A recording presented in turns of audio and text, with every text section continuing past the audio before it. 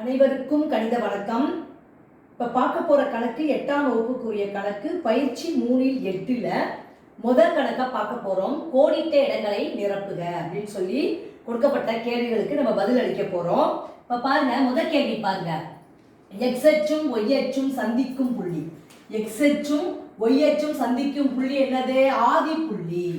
என்ன சொல்லுவோம்? ஆதி புள்ளி. எக்ஸ் அச்சும் ஒய் அச்சும் சந்திக்கிற புள்ளி பேர் என்னது? ஆதி புள்ளி. அடுத்த கொஸ்டின் பாருங்க. மூன்றாவது கால் பகுதியில் அமைந்துள்ள புள்ளியின் ஆயத் தொலைவுகள் எப்போதும் டேஸாக இருக்கும். மூன்றாவது கால் பகுதி இந்த இது என்னவா இருக்கு? மைனஸ் கமா மைனஸ் போட்டிருக்கோம். அப்ப எப்போதும் குறை எண்களாக இருக்கும். மூன்றாவது கால் பகுதியை பொறுத்த வரைக்கும் என்ன வரும்? ஆன்சர் குறை எண்கள் ஆக இருக்கும். அடுத்து பாருங்க, அடுத்த கொஸ்டின் மூன்றாவது கொஸ்டின்.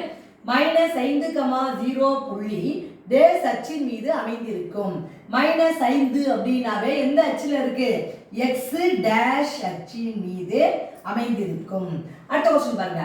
எக்ஸ் அச்சின் மீது ஒய்யின் ஆயத் தொலைவானது எப்போதும் டேஸ் ஆகும். எக்ஸ் அச்சின் மீது ஒய்யினுடைய ஆயத் தொலைவு என்னவா இருக்கும்? 0 இருக்கும்.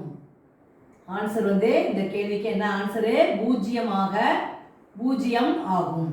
அடுத்த கொஸ்டின் பாருங்க.